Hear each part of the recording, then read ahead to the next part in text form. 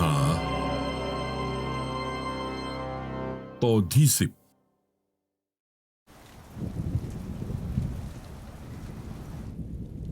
ตอนที่ผมออกไปคงผ่านฤดูฝนไปแล้ว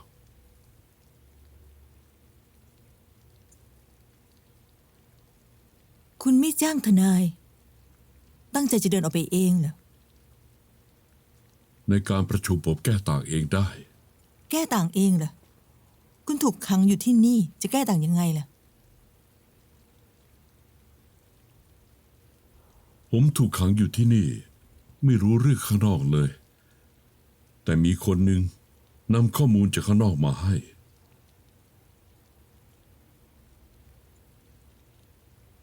ฉันเหรอผมนำข้อมูลที่คุณนำมาจัดเรียงใหม่เพื่อหาความเป็นไปได้จดสิเจอความเป็นไปได้อะไรบ้างดวงตาของคนไวต่อแสงเหมยเจิงบอกว่าเธอเห็นเหตุการณ์ทั้งหมดใช้ลำแสงแยกมีด2 เล่มแต่คำให้การเจียงถิงไม่ได้พูดถึงแสงนี้ก็มีเป็นไปได้ทั้งคู่อย่างแรกเหมยเจิงไม่ได้ใช้ไฟฉายอย่างที่สองเธอไม่ได้เห็นการฆาตกรรมกับตาตัวเองเหมยเจิงเดาว่าจางหยวนจะต้องหาเจียงถิงเจอเธอแค่ต้องจุดไฟแค้นในใจของเจียงถิงอย่างต่อเนื่องแล้วก็ยืนดูอยู่ห่างรอให้เจียงถิงฆ่าคนแล้วค่อยเอามาเป็นพยานว่าเขาป้องกันตัวโดยชอบธรรมสร้างการแก้แค้นที่สมบูรณ์แบบแค่มีจุดหนึ่งที่ผมไม่แน่ใจเหมยเจิงต้องการฆ่าจางหยวนเพื่อแก้แค้นหรือยิงปืนนัดเดียวได้นก2 ตัวส่งเจียงถิงเข้าคุกไปด้วยไม่ว่าจะเป็นความเป็นไปได้แบบไหนตอนนี้หลักฐานสำคัญที่สุดน่าจะอยู่ที่เหมยเจิง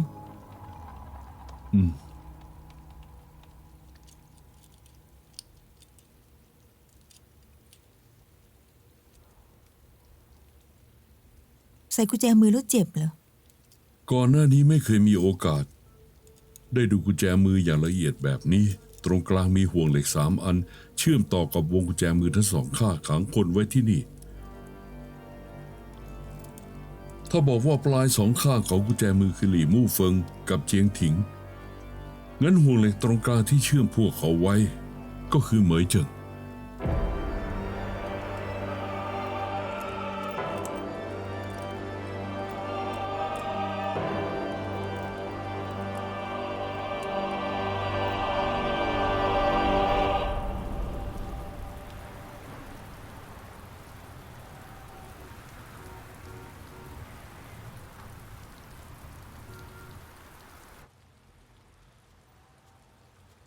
รองอัยการฟางคุณจะดื่มน้ำอุ่นหรือน้ำเย็นคะน้ำอุ่นค่ะคุณมองเห็นบ้านของเจียงถิงจากตรงนี้เหรอค่ะ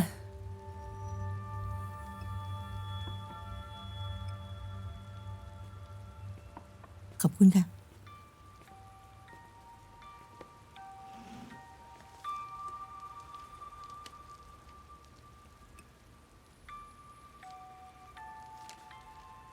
รุ่นพี่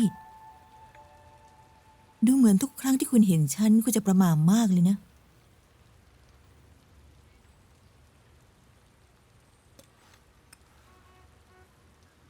ฉันขอถามได้ไหมว่าทำไมดูเหมือนคุณคุยกับคนอื่นก็ไม่มีปัญหาอะไรนะเพราะพวกเขาเป็นแค่คนธรรมดาแต่คุณมาเพื่อสอบถาม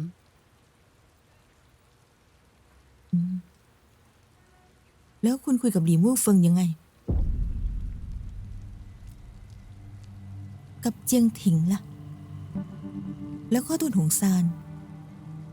หรือว่าก็แล้วแต่คนไป รองอัยการฟางชอบพูดเล่นจังนะคะตลกมากไหมคะจะไม่เคยพูดเล่นตอนสอบปากคำนะ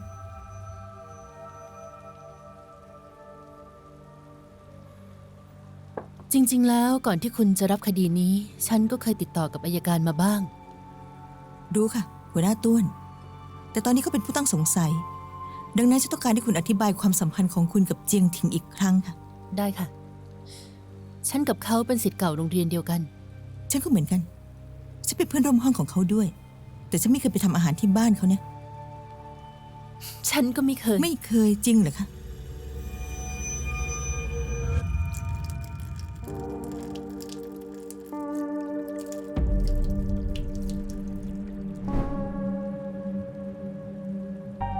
คุณรู้สถานการณ์ของเจียงถิงมานานแล้วใช่ไหม เพื่อนบ้านทุกคนก็รู้กันหมดค่ะ แต่พวกเขาไม่รู้เรื่องอดีตของคุณเจียงถิงและจางหยวนใช่ไหม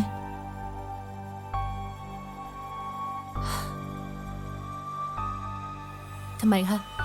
แค่เพราะเขาเป็นสามีของเจียงถิง การติดต่อของฉันกับเจียงถิงเลยกลายเป็นการสมรู้ร่วมคิดทุกอย่างที่ฉันทำเลยกลายเป็นการแก้แค้นเหรอ ไม่ใช่แบบนั้น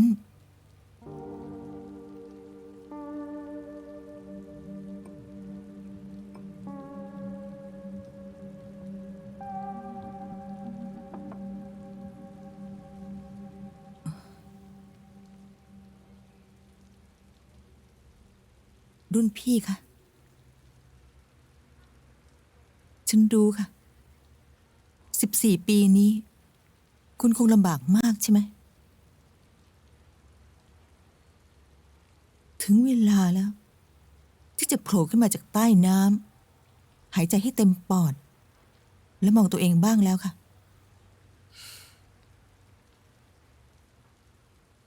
มีคนมากมายถูกทำลาย ในช่วงที่กำลังเติบโต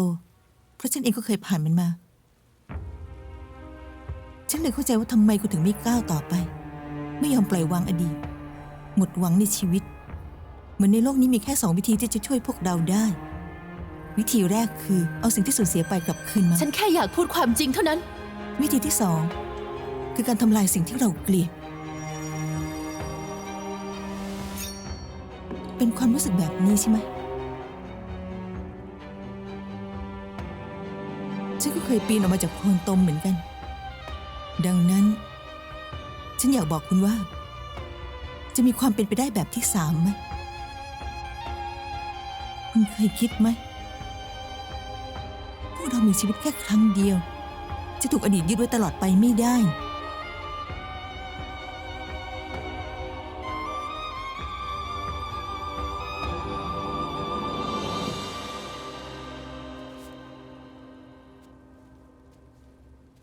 รุ่นพี่คะ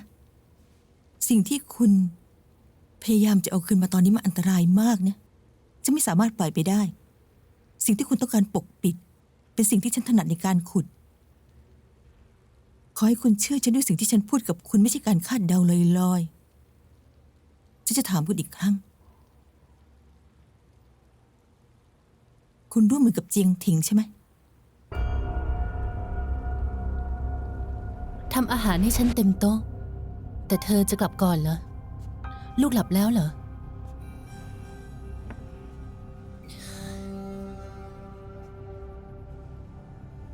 เธอก็อย่ากังวลไปเลย ถ้ามีอะไรฉุกเฉินก็โทรหาฉันทันที ช่วงนี้ฉันจะแวะมาหาบ่อยๆ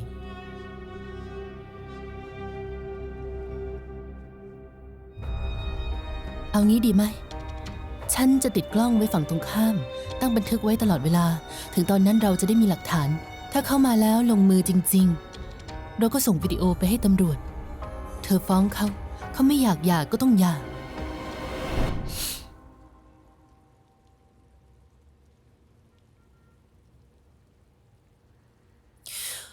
ฉันแค่อยากช่วยเขา ช่วยเขาฆ่าจางหยวนเหรอ ฉันอยากให้เขามีชีวิตใหม่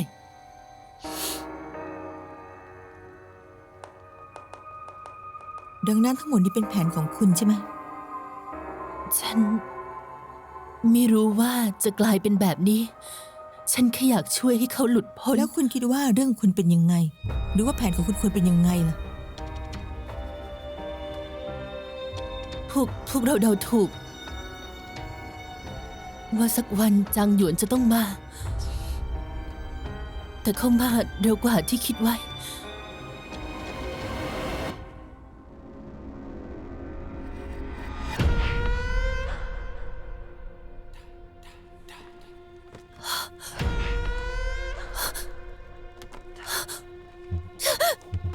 ทำไงดี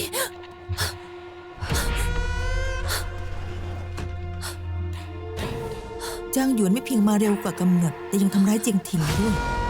เหตุนี้สถานการณ์เลยควบคุมไม่ได้ เจียงถิงจึงต้องใช้มีดโต้กลับ แทงจางหยวน7 ครั้ง ถึงตรงนี้ แผนของคุณเลยถูกเปลี่ยน ใช่ไหม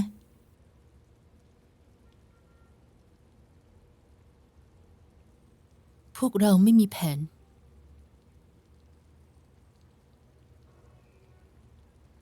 คุณก็ไม่มีหลักฐาน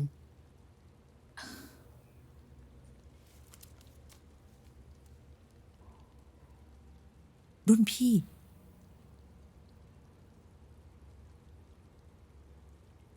ฉันบอกว่าฉันเข้าใจความรู้สึกของคุณ คือความจริง ที่อยากช่วยก็เรื่องจริง แต่มีเงื่อนไขว่า คุณต้องยอมช่วยตัวเองก่อน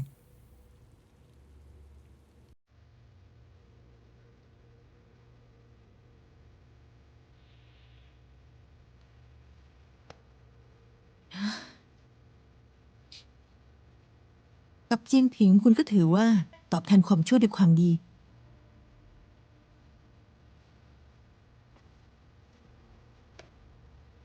ทำเพื่อเขาได้ขนาดนี้ จะต้องมองคุณใหม่เลยล่ะ ฉันแค่รู้สึกสงสารเขามาก และในครั้งนี้เขาก็ แค่ป้องกันตัว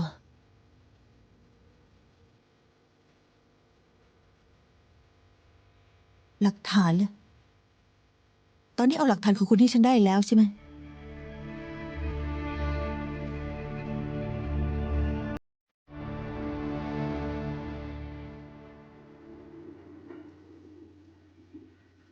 พี่ครับ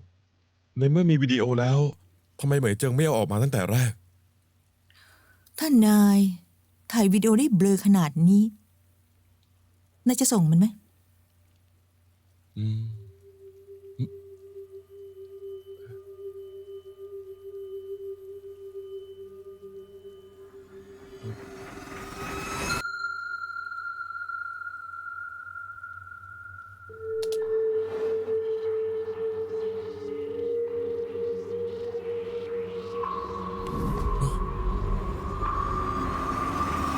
แสง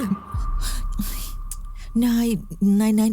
อย่าตื่นตระหนกจะได้ไหมมันตกใจ ข นะ อโทษครับ ขอโทษครับ ไม่มีแสงที่เหมยเจิงพูดถึงเลยอะ ดังนั้น การคาดการณ์ของต้นหงซานถูกต้อง เหมยเจิงอาจจะไม่ได้ยอมรับด้วยปากตัวเอง แต่ฉันคิดว่าเธอน่าจะให้การเท็จมีหน้า ในการประชุมประชาพิจารณ์เธอเลยพูดถึงจางหยวนโดยเฉพาะ อืม ใช่ไหมเหมยเจิงวางแผนไว้แล้ว แต่เรื่องราวไม่ได้เป็นไปตามแผนของเธอ แต่ถ้าเป็นแบบนี้เหมยเจิงก็ถือว่าเตรียมการก่ออาชญากรรมแล้วสิครับ แต่ถ้าอาชญากรรมหยุดอยู่ในขั้นตอนการเตรียมการเหมยเจิงมีแรงจูงใจในการฆ่าจางหยวน แต่เพราะเหตุไม่คาดคิดจึงหยุดการกระทำแล้วหลักฐานเชิงวัตถุล่ะ มีอันตรายใหม่เข้ามาอีกแล้ว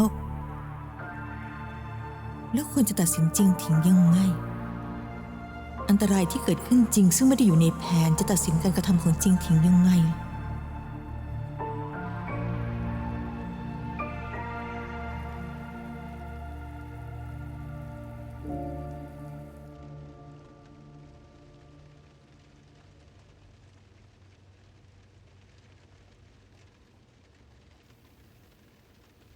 นี่คือฉันเหรอ คือคุณบ้านของคุณ ระเบียงของคุณ สามีของคุณจางหยวน หลังจากที่คุณแทงเขาครั้งแรก ก็แทงเขาอีก6 ครั้งติดต่อกันจนกระทั่งเสียชีวิต เบลอขนาดนี้ จะยืนยันได้ยังไงว่าเป็นฉัน งั้นเราก็รอให้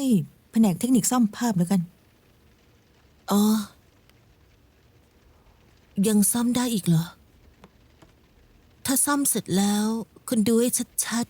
ๆ คุณดูให้ละเอียดก็จะเข้าใจ จะแค่ป้องกันตัวโดยชอบธรรม ฉันจะดูให้เข้าใจ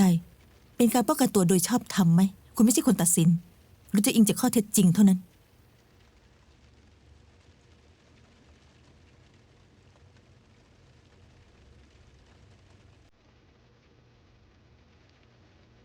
14 ปีก่อน ฉันเป็นหัวหน้าห้องของคุณ 14 ปีต่อมา คุณเป็นอัยการที่ตัดสินฉัน ฉันตัดสินคุณไม่ได้ ฉันแค่ระบุลักษณะความผิดให้ การระบุของฉัน อยู่บนพื้นฐานความจริง ดังนั้น ฉันจึงหวังว่าคุณจะบอกทุกสิ่งที่คุณรู้กับฉันอย่างละเอียด ฉันช่วยคุณไม่ได้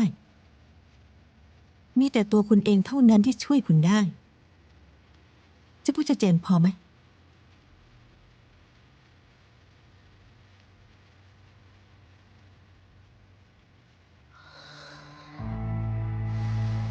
ผู้หญิงคนนั้นที่คนจะเป็นศัตรูของฉัน เป็นเขาที่ดึงฉันออกมาจากเหวลึก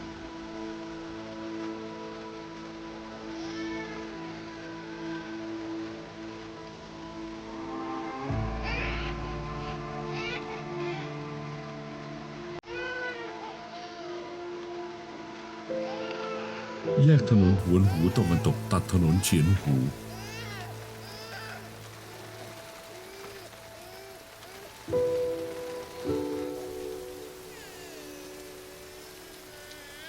ฉันเคยเห็นเธอที่พิพิธภัณฑ์สัตว์น้ำว่ายน้ำเก่งจริง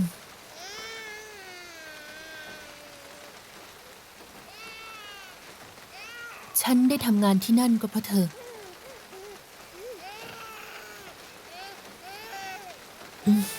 โอ้โอ้โอ้โอ้โอ้โอ้โอ้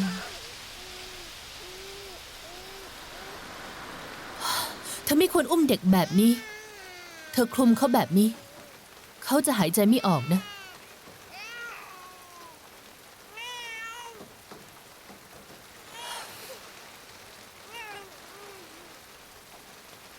นั่งรถสายไหน สาย กลับบ้านเหรอ 28 ไม่กลับ พวกเราไม่กลับ ไม่กลับ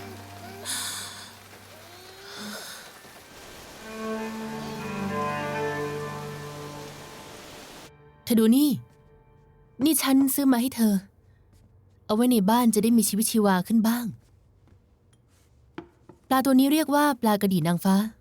มัน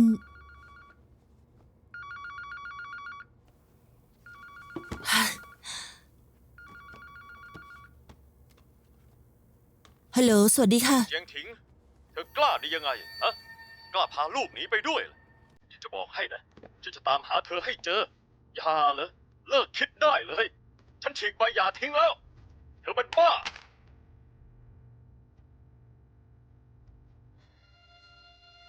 เป็นอะไรไป เขาด่าฉัน ด่าฉันบ้า พาลูกหนีอีกแล้ว เขาต้องตามหาฉันเจอแน่ๆ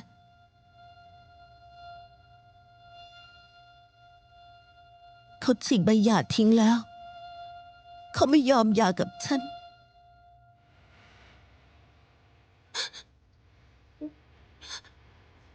เขาบอกว่าฉันเป็นดาวนำโชคของเขา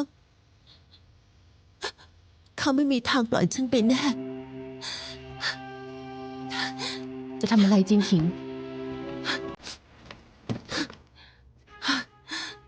จริงถิง จริงถิงใจะเย็นๆ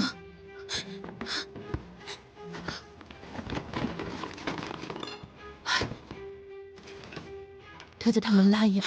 เธอจะทำอะไร ฉันจะสู้กับเขาให้ถึงที่สุด ฉันจะตายไปพร้อมกับเขาเธอบ้าไปแล้วเหรอบ้า ถ้าฉันไม่ทำแบบนี้ ฉันก็จะไม่มีวันหนีพ้น แล้วลูกจะทำยังไงลูกจะทำยังไง แล้วฉันจะทำยังไง ถ้าเขามาจะทำยังไง ฉันต้องถูกเขาตีถูกเขาด่าถูกเขาทรมานจิตใจไปทั้งชีวิตเหรอฉันไม่เอาฉันไม่อยากโดนแบบนี้ฉันอยากฆ่าเขาฉันจะฆ่าเขา ฟังฉันก่อนฟังฉันก่อน ฟังฉันนะถ้าไปหาเขานั่นคือการฆ่าคนโดยเจตนา แต่ถ้าเขามาหาเธอ นั่นคือการป้องกันตัวโดยชอบธรรมเข้าใจไหม เข้าใจไหม ป้องกันตัวโดยชอบธรรมเหรอ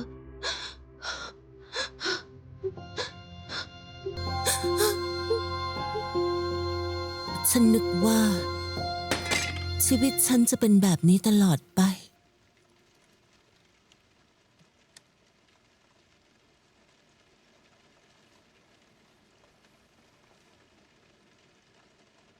สถานการณ์ของคุณตอนนี้ฉันเห็นใจคุณนะ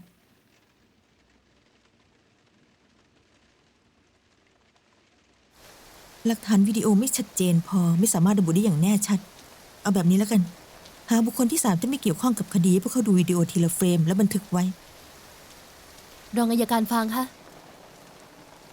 คุณทำแบบนี้เพื่อเล่นงานเจียงถิงใช่ไหม ฉันแค่ทำในสิ่งที่อัยการควรทำ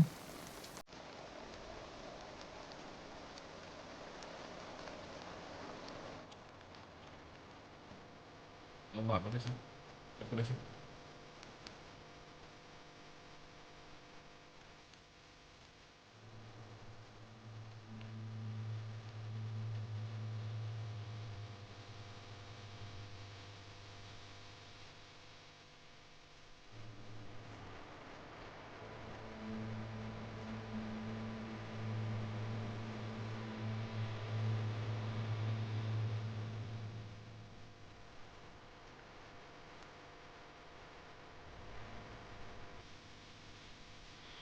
อัยการมาดูตรงนี้หน่อย ครับลำบากแล้วนะครับเนี่ยหลักฐานตรงนี้เพิ่มเติมเนี่ยพี่ครับ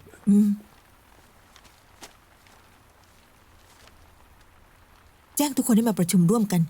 ได้ครับ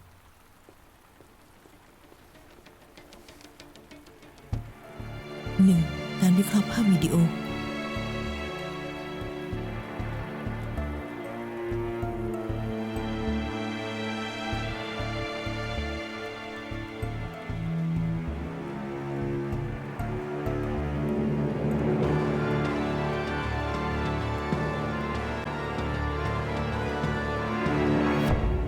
อัยการทุกท่านครับ นี่คือวิดีโอในเหตุการณ์ที่พยานมอบให้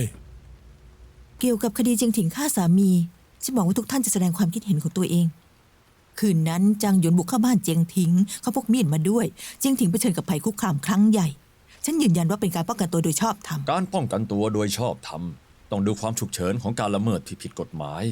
ตอนที่เจียงถิงใช้มีดแทงจางหยวนครั้งแรก เขาเสียความสามารถในการโจมตีไปแล้ว วิกฤตของเจียงถิงได้ถูกกำจัดแล้ว แต่เธอยังคงถือมีดและแทงจางหยวนอีก6 ครั้ง ดังนั้นการแทงทั้ง6 ครั้งนี้สามารถตัดสินได้ว่าเป็นการทำร้ายร่างกายโดยเจตนา เมื่อคืนนี้เราได้รวบรวมคำอธิบายเชิงอัตนัยจากผู้สังเกตการณ์5 กลุ่มที่ดูวิดีโอเดียวกันมาตลอดทั้งคืน เชิญทุกท่านดูก่อนค่ะ กลุ่มที่ 1 เจียงถิงใช้มีดแทงจางหยวนอย่างรุนแรง หลังจากจางหยวนล้มลงเจียงถิงได้แทงซ้ำติดต่อกันถึง6 ครั้ง กลุ่มที่ 2 จางหยวนถือมีดบีบให้เจียงถิงถอยไปที่ระเบียง เจียงถิงตกใจกลัวดูเหมือนว่าจะหลับตา และแทงจางหยวนหลังจากแทงครบ7 ครั้งเธอถึงลืมตาขึ้น คนที่แตกต่างกันก็มีแนวโน้มที่แตกต่างกัน พวกเรามักพูดว่าต้องเป็นกลาง แต่ว่ามีกี่คนกันแน่ที่สามารถเป็นกลางได้อย่างแท้จริง ผมได้อ่านบันทึกการสอบสวนล่าสุด เจียงถิงยอมรับแล้ว บอกว่าแค่จางหยวนกล้ามาที่บ้าน ต่อให้ฆ่าเขา ก็ถือว่าเป็นการป้องกันตัวโดยชอบธรรม นี่ไม่ยิ่งแสดงให้เห็นว่าเธอมีเจตนาฆ่าคนเลยและเธอก็ซื้อมีดใหม่มาเล่มหนึ่งจริง นี่เข้าข่ายประเด็นการเตรียมการก่ออาชญากรรมจริง ๆ แต่ทุกคนอย่ามองข้ามว่า ก่อนเกิดเหตุเจียงถิงได้รับโทรศัพท์จากจางหยวนเกือบ20 สายทุกวัน ในเวลาหลายเดือนโทรมาเกือบ20 สายทุกวัน ก็หมายความว่าเจียงถิงใช้ชีวิตอยู่ในความกลัวว่าจางหยวนอาจปรากฏตัวได้ทุกเมื่อ ดังนั้นมีความเป็นไปได้ไหมว่ามีดเล่มนี้เธอเอาไว้เพื่อป้องกันตัว พวกเราต้องลองสมมุติดู สถานการณ์แบบไหนที่ทำให้เจียงถิงต้องซื้อมีดมาป้องกันตัว พวกเรามักเน้นย้ำว่าเป็นการป้องกันตัวโดยชอบธรรมต้องดูความฉุกเฉินของการละเมิดที่ผิดกฎหมายถ้าการละเมิดที่ผิดกฎหมายยังไม่ได้เริ่ม แต่ใกล้จะเกิดขึ้นแล้วจะสามารถโต้กลับได้หรือไม่ หรือว่าการละเมิดที่ผิดกฎหมายสิ้นสุดลงแล้ว แต่ยังคงมีความอันตรายอยู่จะโต้กลับได้ไหมล่ะ ในเวลาแบบนี้ควรมีเงื่อนไขในการตัดสินอีกอย่างหนึ่งนั่นคือโอกาสสุดท้าย สมมติว่ามีโจรถือปืนจ่อคุณจะทำยังไงครับ วิ่งหนีสิ คุณวิ่งได้เร็วกว่ากระสุนเหรอ งั้นเราก็ได้แต่รอความตายเลย ถ้าคุณมีมีดอยู่1 เล่มงั้นก็ใช้มีดป้องกันตัวสิ แล้วจะชักมีดออกมาตอนไหนล่ะ ถ้าปฏิบัติตามมาตรฐานของการกระทำที่กำลังเกิดขึ้น ก็ต้องรอให้โจรเล็งปืนก่อนถึงจะป้องกันตัวได้ แบบนั้นตายแน่ ดังนั้นตอนที่โจรชักปืนออกมา คือโอกาสสุดท้ายที่ผู้เสียหายจะป้องกันตัวได้ ถ้าช้าไปก็อาจจะเสียชีวิตได้เลย แต่นี่ถือเป็นโอกาสสุดท้ายของเจียงถิงเลย งั้นแทงไป1 ครั้งก็พอแล้ว ทุกท่านคะผู้หญิงคนหนึ่งถูกผู้ชายคนหนึ่งทำร้ายมาตลอด5 ปีเต็ม พวกคุณเคยคิดไหมว่า ผู้หญิงคนนี้ใช้ชีวิตอยู่ในความหวาดกลัวแบบไหน ถ้าเราเป็นเจียงถิงจู่ๆผู้ชายคนนี้ก็ปรากฏตัวขึ้นมาอีกครั้งจะทำร้ายฉันจะมีมีดอยู่ใกล้มือพอดี เราจะต้องกลับยังไงอย่าเข้ามานะเมื่อสักครู่อัยการ4บอกว่า แทงไป1 ครั้งก็น่าจะพอ คุณอาจจะมองข้ามความรุนแรงของสถานการณ์ ในสถานการณ์ที่รุนแรงขนาดนั้น ถ้าเราเป็นเจียงถิง ฉันแทงจางหยวนไป1 ทีฉันจะมั่นใจได้ยังไงว่าผู้ชายคนนี้ที่แข็งแรงกว่าฉันมาก เขาจะล้มลงไปเขาจะสูญเสียความสามารถในการต่อสู้แล้ว เขาจะรู้สึกโมโห และทารุณฉันทำร้ายฉันจนตายหรือเปล่า แล้วในเวลานี้เราจะให้เจียงถิง หยุดแล้วคิดอย่างใจเย็นว่าทุกอย่างที่ฉันทำตอนนี้มันเข้าข่ายเกณฑ์การป้องกันตัวโดยชอบธรรมหรือเปล่าเหรอคะเราคงทำไม่ได้ ตอนนี้พวกเราทุกคนนั่งกันอยู่ตรงนี้ มองอย่างเป็นกลางและใจเย็น จิบชา ดูวิดีโอสั้นๆไม่กี่นาที แต่เราก็ควรจะ ลองคิดในมุมของเจียงถิงบ้างไหมคะถ้าฉันเป็นเจียงถิง ถ้าเรื่องนี้เกิดขึ้นกับฉัน ไม่กี่นาทีนี้ คือโอกาสสุดท้ายที่ฉันจะหนีจากการละเมิดที่ผิดกฎหมายฉันต้องต่อสู้ เราไม่สามารถเรียกร้องให้เหยื่อคนหนึ่งเป็นเหยื่อที่สมบูรณ์แบบได้เหมือนกับที่พวกเราไม่สามารถเรียกร้องให้การป้องกันตัวโดยชอบธรรมเป็นการป้องกันตัวที่สมบูรณ์แบบได้เหมือนกัน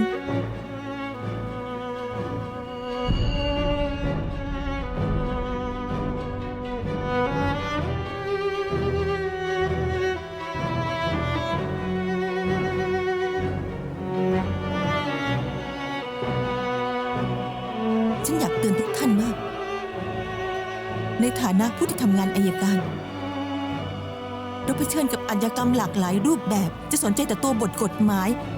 แล้วเพิกเฉยต่อผู้ที่เกี่ยวข้องในคดี คงไม่ได้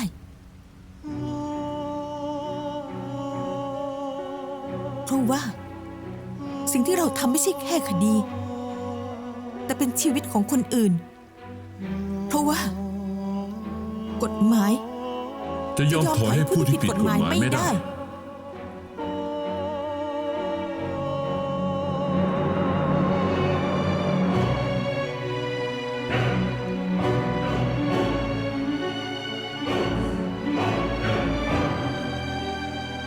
ดังนั้น คดีของเจียงถิง ฉันคิดว่าเป็นการป้องกันตัวโดยชอบธรรม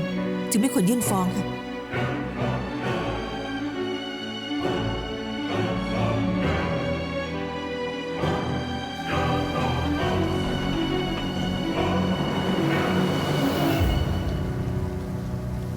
สำนักงานอัยการเขตหวีเหยียนเมืองอู่เหยียน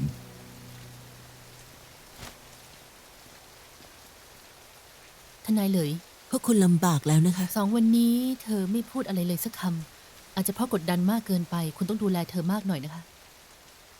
ขอบคุณค่ะ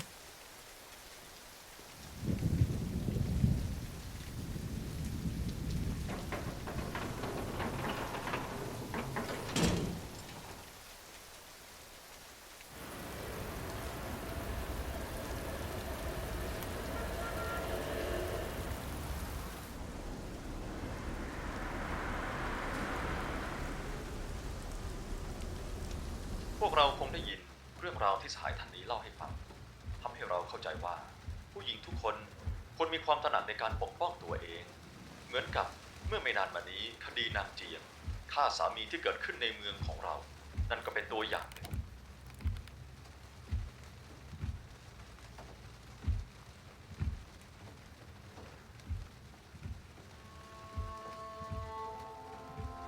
หัวหน้าเฉิน คุณควรไปเดินดูโรงเรียนมัธยมที่ 3 บ่อยๆ นะคะ ให้คำแนะนำแก่ครูและนักเรียนที่นั่น พวกเราที่เป็นผู้ปกครองก็จะสบายใจ เสียว แล้ว เปล่า ค่ะ แบ่งให้พี่เขาห มา น่อยสิ หัวหน้าเฉิน พี่ ฉันขอดื่มให้คุณค่ะ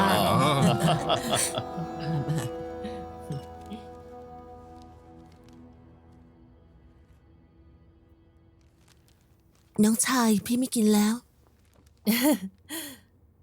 ถิงๆ มาแสดงการเต้นที่ลูกเพิ่งเรียนมาหน่อยสิ อ๋อมาเลยสิ หนูวันนี้หนูใส่กระโปรงไม่ค่อยสะดวกแล้วก็พื้นน่าจะลื่นไปหน่อยค่ะ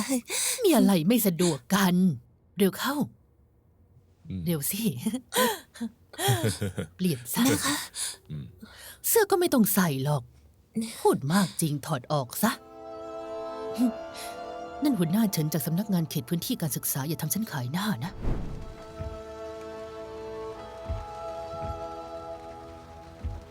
อยากกินก็กินสิ กินเถอะ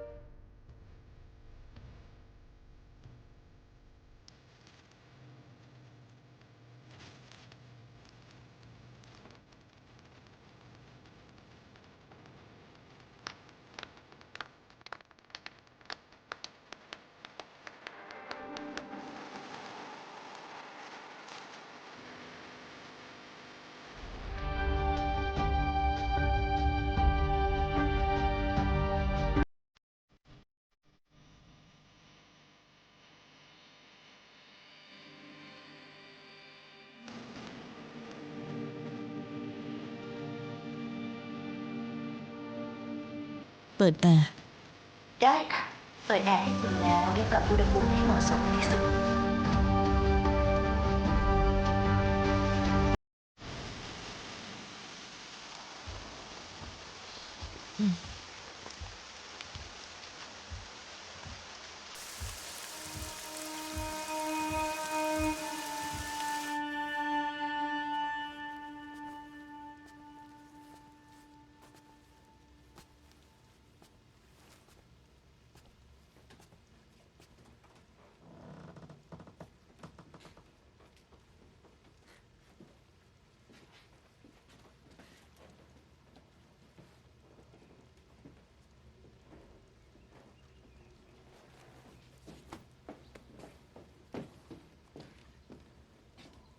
ทำไมกลับมาไม่บอกแม่สักค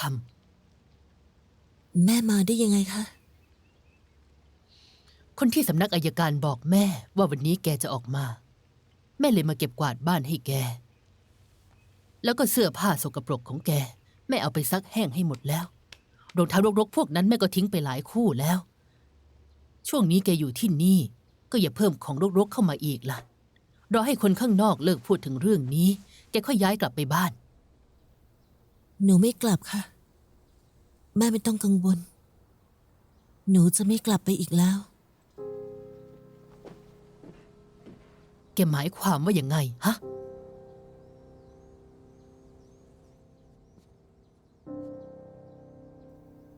หนูถามแม่หน่อยนะคะ หนูอยู่ในนั้นตั้งนาน ทำไมแม่ถึงไม่เคยมาเยี่ยมหนูเลย แกยังกล้าโทษแม่อีกเหรอ ฮะ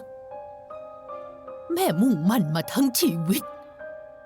ลูกสาวที่แม่ภูมิใจมาตลอดไปฆ่าคนข้างนอก ในที่ทำงานแกรู้ไหม ตอนนี้มีคนหัวเราะเยาะแม่รับหลังมากแค่ไหน วันนี้หัวหน้า ให้แม่ลากลับไปพักเพื่อเลี่ยงความวุ่นวายน่ะ ฮะ แกอย่าคิดว่ามีแค่แกคนเดียว แม่ไปเถอะ แกไล่ฉันเหรอเจียงถิง ฉันเลี้ยงแกมาคนเดียวอย่างยากลำบากไม่ว่าลมแรงฝนตกแค่ไหน แม่ก็ยังพาแกไปเรียนบัลเล่ต์แพงๆ แกอย่าคิดว่ามีแค่แกคนเดียวที่เป็นเหยื่อนะแกโยนกระเป๋าแม่เหรอ เจียงถิง เจียงถิง แกเปิดประตูให้แม่นะ แค่มันลูกอกตัญญูแกแม่เลี้ยงลูกให้แกอยู่คนเดียวเปิดประตูสิ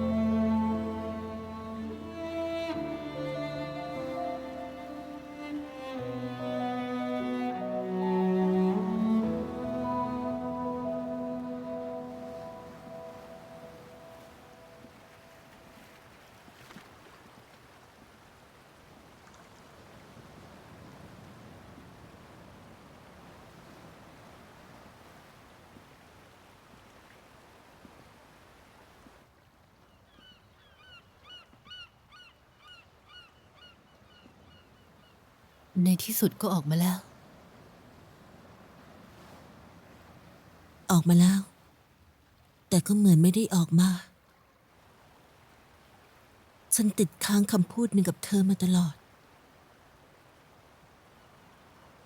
แล้วก็ติดค้างคำพูดหนึ่งกับเขา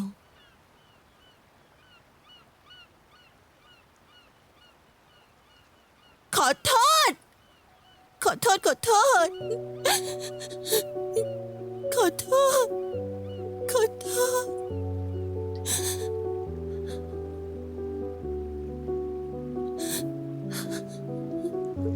清晨微风，吹散翻涌。窗台之外是悬崖的灯候，走过路口， ทุกอย่างมันเกิดขึ้นเร็วมาก 中自 เหมือนความฝัน 命运 มันผ่านไปแล้ว 听不出来感受， มันผ่านไปแล้ว 孤单徘徊，也是承诺，善良倔强，辗转中相守，冷暖尝过，纷如漩涡，山台一 เธอรู้ไหม 却依然 ทำไมฉันถึงไม่กล้าใส่เสื้อแขนสั้น 不问伤人，幻想难眠，微笑中释然，漂泊间依同意然，命运的光景，不断追问 แล้วก็ตรงนี้ 跌跌撞撞的孤 พอแล้ว พอแล้ว พอแล้วสิ พอแล้ว พอแล้ว พอแล้ว ไม่ดูแล้ว พอแล้ว ไม่ต้องแล้ว ไม่ต้องแล้ว 能看清答 ไม่เป็นไร 案。 แล้ว ไม่เป็นไรแล้ว 在这片风里，我们安然。 10 กว่าปีก่อนฉันทำผิด ตอนนั้นฉันไม่รู้อะไรเลย ทำผิด ทำร้ายเธอ และยังทำร้ายเขา อยู่กับจางหยวน 10 ปีนี้เป็นวันกรรมของฉัน ฉันจะแบกความรู้สึกผิด ใช้ทั้งชีวิต เพื่อชดเชยสิ่งที่ฉันติดค้าง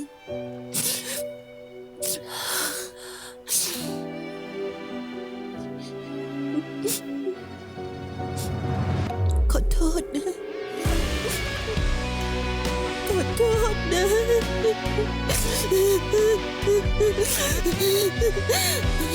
我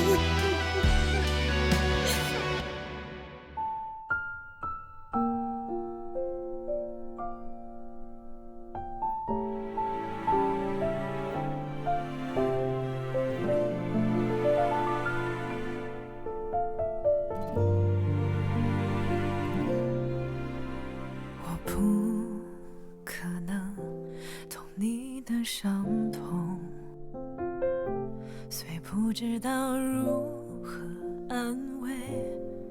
但陪伴或许有用。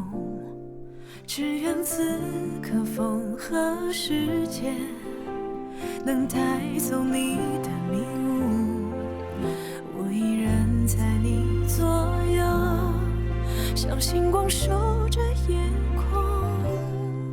曾想靠近，怕太过用力，让你更难平静，不去打扰你的沉默，只静静守候。我知道你也渴望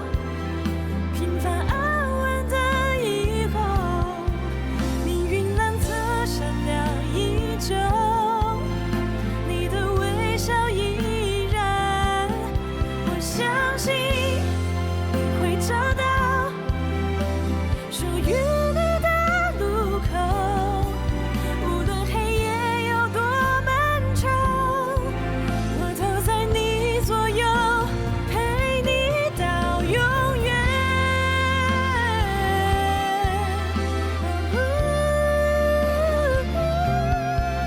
命运蓝色闪亮依旧，你的微笑依然，我相信